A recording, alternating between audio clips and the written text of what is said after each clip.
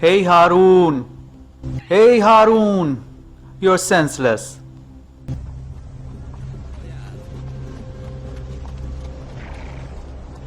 Am I insane or you? Certainly you are. Ha ha ha ha ha ha.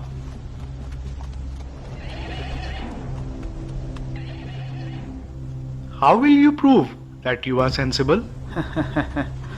I believe that your magnificent palaces are not eternal. However, the hereafter is everlasting.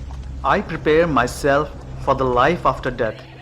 But you devoted yourself to this worldly life. You have been constructing palaces at the cost of spoiling your other world. Therefore, you are scared of living this life and moving to hereafter, while you know very well where the other world is. Haroon, now tell me, who seems to be crazy? I swear to God that you are telling the truth. Keep on guiding me more. God's book is enough to show you the right path. Grasp it tightly to obtain salvation. Do you have any requirements which I can fulfill? Of course, I have 3 wishes which I would be grateful to you if you can meet my expectations. Tell me. Grant me a long life. I won't be able to. Save me from Israel. I can't do that either.